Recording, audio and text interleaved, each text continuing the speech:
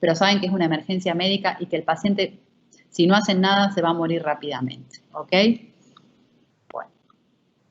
En cuanto a la resonancia, no utiliza radiación ionizante, permite hacer obtención de imágenes multiplanares mucho más fácil que la tomografía, elimina los artificios óseos que presenta la fosa posterior, entonces si tenemos que analizar el tronco encefálico, el cerebelo, siempre va a ser mucho mejor la resonancia, y además nos deja ver la médula espinal, cosa que no podíamos hacer con la tomografía. Entonces, lo que se hace es imprimir un campo magnético, el paciente ingresa de la misma manera que como ingresaba para la tomografía, la diferencia es que se le pone un casco, acá en la imagen no está, pero eso para impedir el movimiento, y eso hace que sea como más difícil para cuando el paciente es claustrofóbico y todo, les cuesta mucho más. Entonces esto genera un campo magnético con distintas bobinas, hay transmisores de radiofrecuencia y receptores, y según la composición de agua, o sea, los iones hidrógenos que tengan los distintos tejidos, es que se va a comportar de diferente manera la imagen. Entonces ingresa el paciente, se le emite el campo magnético, los iones hidrógenos se empiezan a mover, en relación a el efecto que ejerce ese campo magnético sobre esos iones hidrógenos, y las distintas secuencias se obtienen en la medida que esos iones se van relajando y volviendo a su posición inicial. Lo que se va a ver con más baja señal es el hueso y el aire, se dice hipointenso en resonancia, mientras que en tomografía usamos hipodenso. Lo que tiene más alta señal es los tejidos que tienen alto contenido de agua, por una razón lógica, porque la molécula de agua tiene 2 iones hidrógeno y 1 de oxígeno. Entonces, lo más hiperintenso, que es la terminología adecuada que tenemos que usar, es lo que tenga alto contenido de agua, y se va a ver vacío de señal cuando hay sustancias en movimiento, que también se ve hipointenso. Entonces, por ejemplo, el T1 va a ser el tiempo que necesita el ion hidrógeno para recuperar el 63% de su magnetización en el eje longitudinal. El T2 es el tiempo, o va a ser la secuencia en la que hay el tiempo que necesita de relajación esos iones para volver al eje X. Y básicamente se ve así. En el centro de la diapositiva estamos viendo el T1, donde el líquido cefalorraquídeo se ve bien hipointenso, es la imagen más parecida a la tomografía. La primera que estamos viendo es el T2, donde el líquido cefalorraquídeo se ve hiperintenso. Y son las 2 secuencias básicas. De distintos procesamientos de estas secuencias es que se obtienen otras secuencias adicionales. La única secuencia a la que se le puede imprimir contraste es el T1 y es el que estamos viendo en la tercera imagen de esta diapositiva. ¿Sí? Entonces, T2, T1, T1 con contraste. Recuerden que si no conocemos la anatomía pasa lo mismo que pasaba en la tomografía. Ustedes no van a poder describir porque no ponen reparos anatómicos y eso va a ser muy pobre.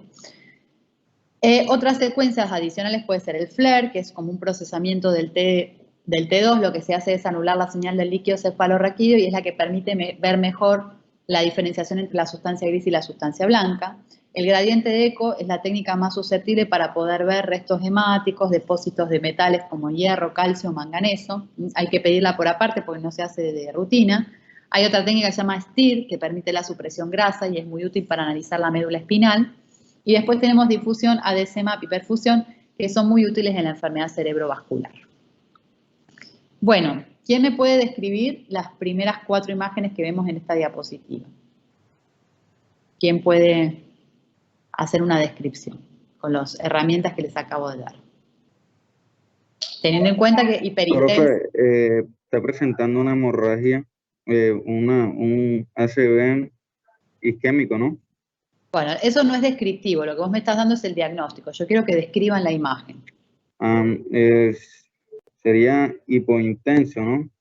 ¿En cuál secuencia se ve hipointenso? Como lo más negrito, ¿no? Acá estamos viendo 2 secuencias, la difusión y el ADC-MAP. La primera, si se fijan arriba, dice DWI es difusión, ADC es ADC-MAP, ¿ok? Entonces, es la misma imagen, pero se ve diferente en las 2 secuencias. Entonces, a partir de ahí es que quiero la descripción.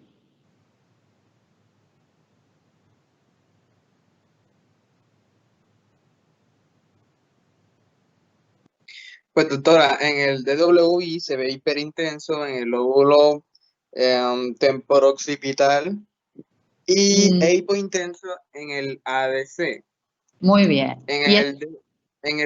En la imagen de abajo, en el DWI, se ve lo mismo hiperintenso, pero ya es más temporoccipital, pero más para el occipital, o sea, se ve más No, ojo que lejano del temporal.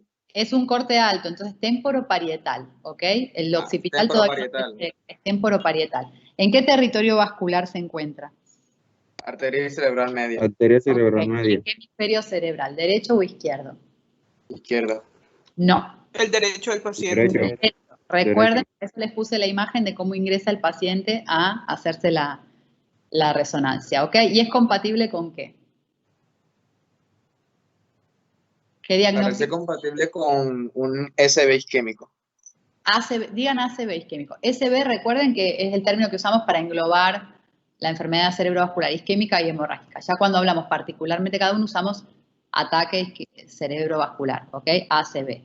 Bien. Perfecto. ¿Es agudo o es crónica la lesión? ¿Qué te parece? Teniendo en cuenta que se ve restrictivo en difusión. ¿Es aguda o es crónica?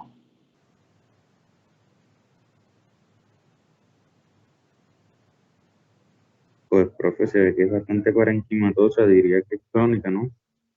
No, no tiene que ver con lo parenquimatoso, tiene que ver con la técnica de difusión. En la clase de enfermedad cerebrovascular yo les expliqué cuando una lesión restringe en difusión, quiere decir que es aguda. Es decir, la tomografía de este paciente todavía puede ser normal, porque es posible que ni siquiera tenga signos indirectos, mientras que la resonancia con difusión es la técnica más específica para poner de manifiesto un accidente cerebrovascular agudo. ¿Ok? Bueno, en la otra imagen de esta misma diapositiva estamos viendo una resonancia, un corte axial, una secuencia T2, donde se ve una imagen hiperintensa en el lóbulo temporal en el hemisferio cerebral derecho, ¿sí? Subaracnoidea, y se ve una imagen heterogénea de bordes bien definidos, redondeados, ¿sí? Que tiene algunas partes hiperintensas y otras hipointensas, y esto es compatible con una malformación arteriovenosa que está acompañada distalmente de una hemorragia subaracnoidea. ¿Ok? Así se ve en resonancia la hemorragia subaracnoidea. Bueno, acá en estas secuencias de imágenes, en el que es B y C, estamos viendo un paciente joven que consultó por cefalea, fiebre, rigidez de nuca y alteración de la conducta súbita. Quien lo recibió le hizo de una la resonancia y se encuentra con estas lesiones hiperintensas en el lóbulo temporal bilateral. ¿Con qué patología será compatible esta imagen en este contexto clínico? ¿Quién me puede decir? Una meningitis. ¿Pero qué etiología? ¿Qué agente causal me da estas imágenes? Bacteriana, diría yo. No, la bacteriana de ninguna manera. No. Tuberculosa, profe, ¿no? No, tampoco. Entonces la única que queda es viral, ¿no? Pero viral cuál, porque hay montones de virus. ¿Con qué virus es compatible esa imagen? Virus del herpes simple. El herpes simple. Bueno, la idea es que no estén tirando tipo, estoy jugando al baloto, sino que ya a esta altura ustedes tienen que tener cierto conocimiento de estas cosas. Que el herpes virus tiene un trofismo por el lóbulo temporal y que muchas veces da imágenes características. De hecho, yo esto en la clase se los di. Entonces, lo que yo me doy cuenta es que como que no han estudiado nada prácticamente. No han internalizado conceptos. ¿Cómo va a estar el líquido cefalorraquídeo de este paciente?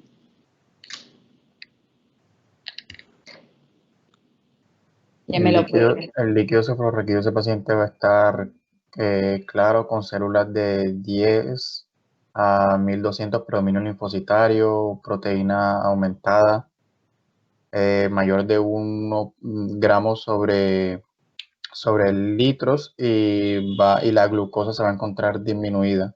No, la glucosa es normal. No, normal. No se aumenta nunca. La glucosa nunca se aumenta en las meningitis. Va a estar normal, porque los virus no metabolizan la glucosa. Pues principalmente las proteínas van a estar elevadas, doctora, ¿no? Bueno, ya lo otro sí, lo que dijo tu compañero estaba bien. ¿Ok? Los líquidos cefalorraquídeos, ya les dije, es algo que lo tienen que saber. Y a esta altura, ya la clase de infecciosas la tuvimos hace rato.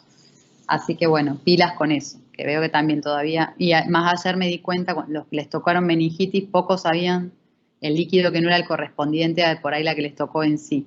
Entonces, cuidado con eso, porque eso es algo muy básico de la rotación, que ya lo deberían saber a esta altura del partido. Si no se lo aprendieron, se arman un cartel, se lo pegan adelante del espejo del baño, lo repasan todos los días y se lo aprenden.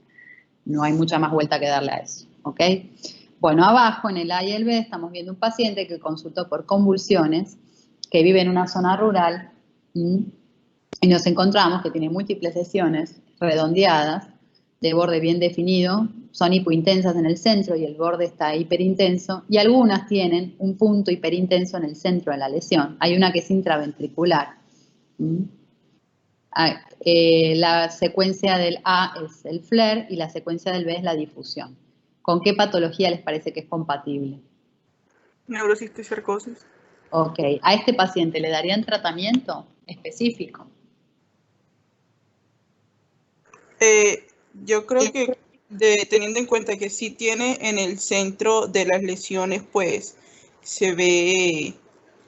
Está activa en este caso. Sí está activa en este caso, sí. Entonces, se daría tratamiento. ¿hay que darle tratamiento o no? Sí, sí se le daría. ¿Lo hospitalizarías o se lo haces ambulatorio con estas lesiones? ¿Qué piensan?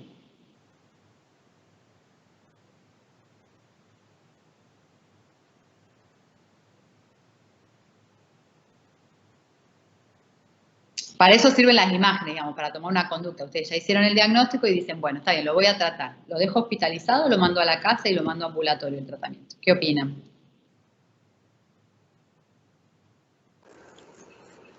Creo que se podría hospitalizar al paciente en este caso. ¿Por qué? ¿Por qué hay que hospitalizarlo? ¿Qué es lo que te condiciona a hospitalizarlo? Porque todavía se ve que no tiene síntomas de cicatrización y pues toca supervisar al paciente que no vaya a tener un complique. No, muchas veces, bueno, la respuesta es por la carga lesional. Yo también eso se lo expliqué en la clase. Tienen bastante carga lesional y además la intraventricular se podría complicar con una hidrocefalia. Entonces hay que hacerle seguimiento estricto y por la carga lesional también habría que administrarle corticoides, ¿sí? Y hacerle un seguimiento. Por ahí tenerlo 2-3 días, las primeras dosis, dárselas mientras esté hospitalizado y si el paciente responde bien, ya ahí sí se puede continuar el manejo ambulatorio. Pero principalmente es por la carga lesional y porque tiene una intraventricular, que esa se podría llegar a complicar con una hidrocefalia. Cuando ocurre la ruptura del quiste, hay que estar pendiente a ver qué pasa. Y si se complica una hidrocefalia, por ahí necesita una intervención neuroquirúrgica hasta que se logre terminar con la parasitosis. Bueno, y las otras 3 imágenes. Doctora, disculpe que la interrumpa, o sea, en ese mismo orden de ideas entonces, si el paciente primero no tuviese esa dentro de los ventrículos, esa lesión dentro de los ventrículos, y de que tuviese, por ejemplo, solamente 2 lesiones netamente en el parénquima cerebral, o sea, solamente en el parénquima, sí se podría dar un manejo ambulatorio.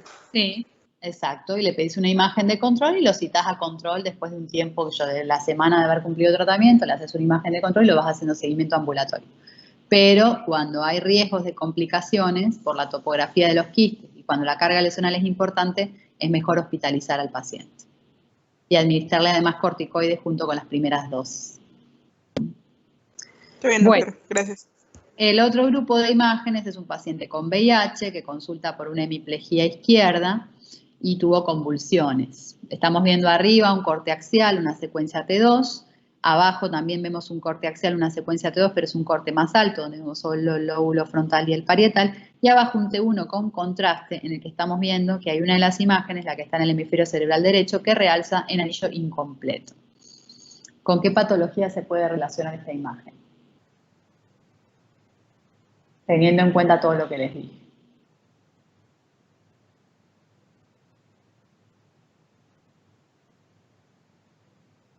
¿Ninguno? La clave es que tiene VIH el paciente. Encefalitis. No es un diagnóstico a esta altura de la pulsada, encefalitis, sino que me tienen que decir el agente causal.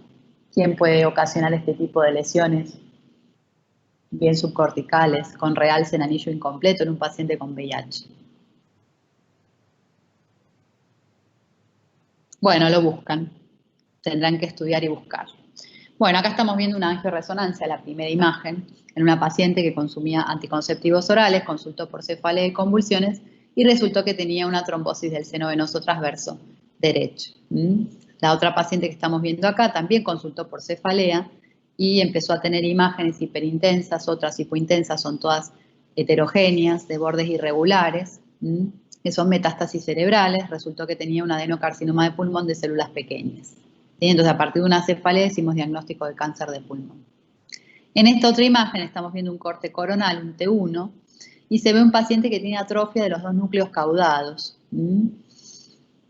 Es un paciente que tiene trastornos del movimiento y tiene síntomas neuropsiquiátricos. ¿En qué patología se puede ver esta imagen?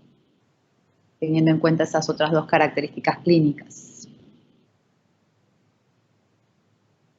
Enfermedad de Huntington. Exacto, ¿sí? Va a tener corea, síntomas neuropsiquiátricos, demencia, y se ve la atrofia de los núcleos caudados. En esta otra diapositiva, en otra imagen estamos viendo un corte axial, una resonancia T2, y se ve en el mesencéfalo una hipointensidad, ¿sí? Que dibujaría como si fuera la cara de un oso panda. ¿En qué patología veíamos esto? En la enfermedad de Wilson. Exactamente, es una imagen bien característica de la enfermedad de Wilson. Y este otro paciente tiene una epilepsia refractaria con crisis de inicio focal, algunas tienen fenómeno de déjà vu, de Jamaibu, sensación de miedo, inician así y después hace automatismos oromandibulares, posturas distónicas, giro cefálico.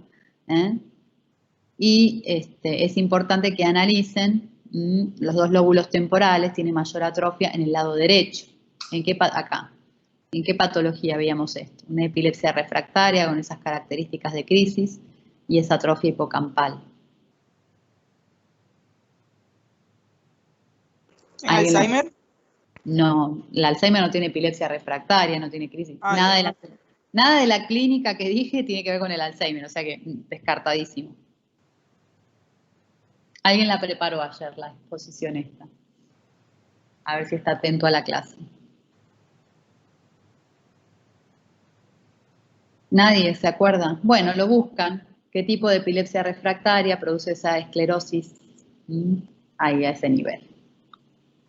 Bueno, en las secuencias que les dije para ver los depósitos de sangre o de calcio pueden ser el SWI o el gradiente de eco. Esas imágenes hipointensas, puntiformes, son depósitos de hemosiderina, es decir, depósitos de sangre de pequeño vaso.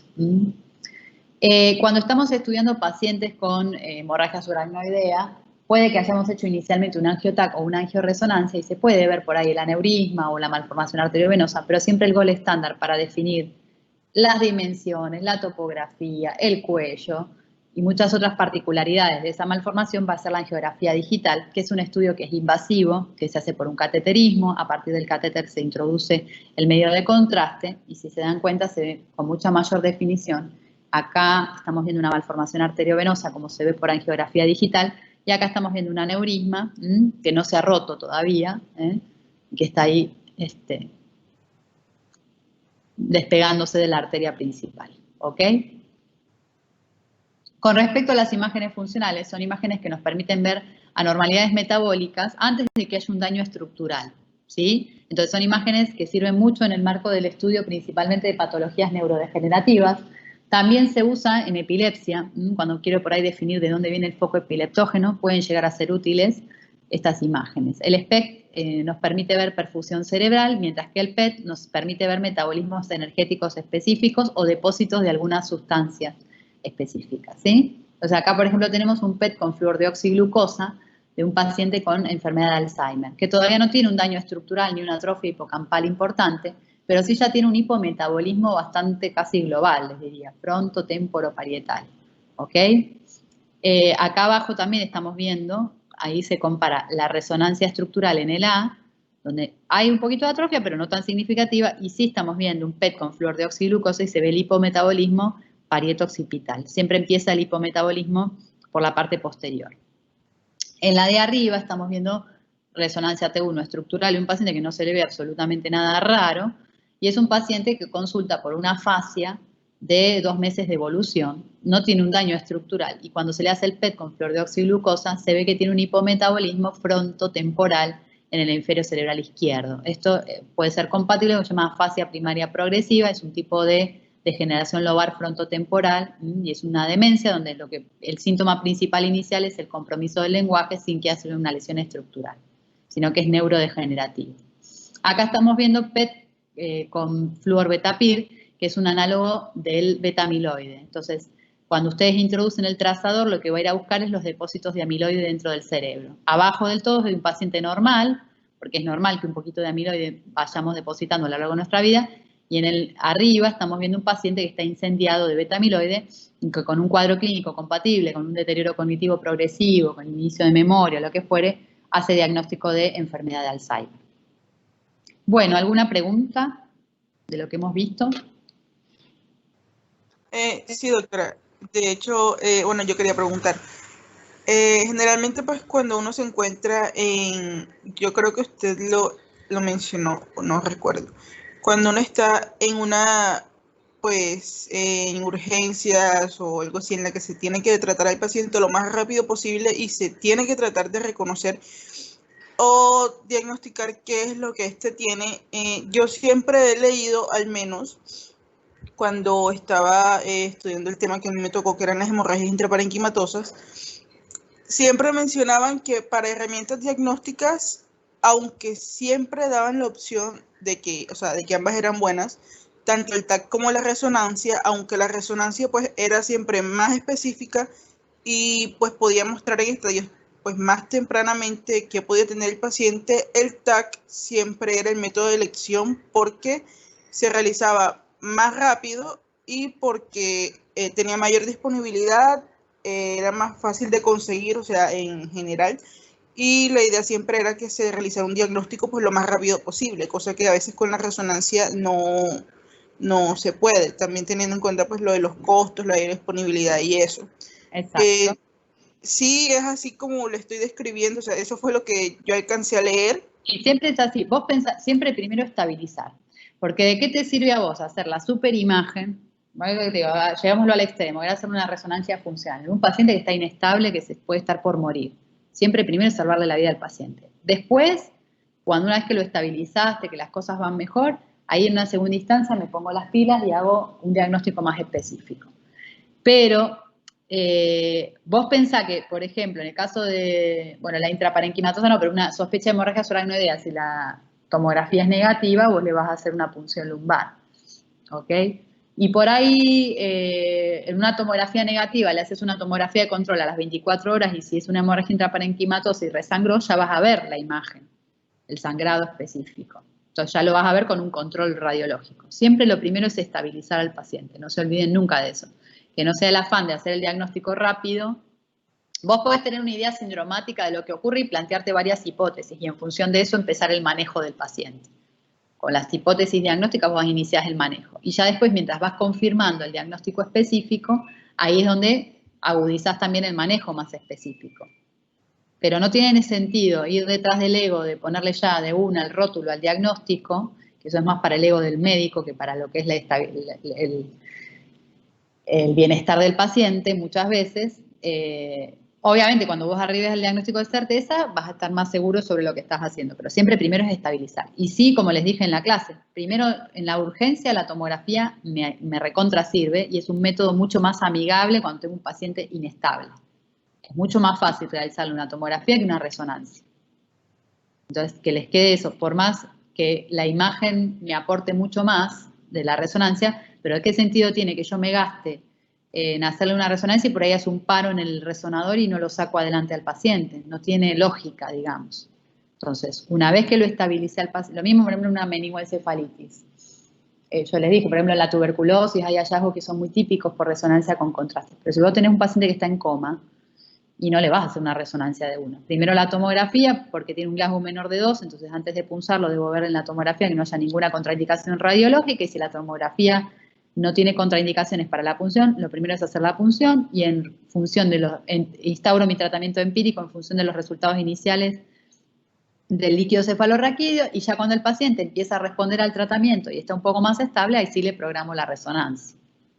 ¿Me entendés? Pero no puedo estar sacrificando la estabilidad clínica del paciente por un método diagnóstico. Eso no tiene lógica. Que a veces se hace, ¿eh? O sea, no les voy a mentir, a veces hay gente que por ahí, porque la medicina se ha vuelto muy administrativa, entonces como piensan que están haciendo algo por el paciente si le agregas un estudio, pero si ese estudio lo pone en riesgo, no tiene sentido hacerlo. Hay que esperar a que el paciente esté estable. Eso es fundamental. salvo que del resultado dependa la intervención que tienen que hacer y bueno, ahí hay que asumir los riesgos. Pero si eso no es así, no, hay que esperar que esté estable el paciente para poder hacer el estudio confirmatorio. Es así. Está bien, doctora, gracias. De nada. ¿Alguna otra duda? Bueno, ¿cómo está el grupo A1 para el continuum de mañana? Pues bien, doctora, ya nos estamos terminando de organizar en cuanto a la parte de la diapositiva. Bueno, recuerden ser equitativos en la distribución de la cantidad de información que va a decir cada uno. Todos deben conocer la presentación porque a uno se le puede caer la señal de internet y tienen que seguir. Lo vamos a hacer mañana es miércoles, ¿no es cierto? A las 4 de la tarde. ¿Está bien? ¿No tiene ninguna clase de tarde con los miércoles que era? No, doctora. Ok, entonces No, a las 4 Está bien a esa hora. se conectan ustedes primero, ya tienen lista puesta la compartida de pantalla, ¿eh? Y recuerden, todos tienen que presenciarlo, va a haber una pregunta de cada continuum en el examen final, ¿ok? Por eso todos tienen disponibles para leer el artículo, el que quiere leer antes del artículo, de que les ponga, también es más provechoso, ¿sí? Y bueno, de todas maneras los compañeros les van a exponer eso. Recuerden hacer énfasis en los casos clínicos, analicen los casos clínicos, no solo se queden con la observación que hace el autor, sino que también es importante que ustedes saquen conclusiones o analicen por qué es importante presentar ese caso o qué nos enseña el caso clínico que van a presentar. Si hay algoritmos que estén traducidos, si hay tablas que estén traducidas, ¿sí? Eso es importante, ¿ok? Bueno, listo, si no hay más dudas, espero que vayan llevando, ya vieron todos los temas que tienen que ir llevando al día, veo que están un poco atrás con el tema de las infecciones, con el tema de la enfermedad cerebrovascular, hay algunas cosas que todavía no están claras, así que son dos patologías básicas de la neurología y de cualquiera que vaya a trabajar en urgencias, son cosas que las tienen que conocer, así que pilas por ahí con esos dos temas inicialmente. Obviamente el que está súper bien con eso, más vale que avance también en otros aspectos, pero esas patologías las tienen que conocer. Porque el día que estén en urgencia siempre las van a ver. Aunque no sean neurólogos, les va a tocar hacer manejo inicial de esos pacientes, sí o sí, cuando sean médicos general. Así que aunque sea por eso, traten de mirarlas con cariño, ¿ok? Bueno, listo. Entonces mañana a las 4 vemos el primer continuum, ¿de acuerdo? Sí, doctora. Bueno, sigan estudiando entonces. Hasta luego. Que tengan buen día. Hasta luego, doctora, igualmente. Igualmente.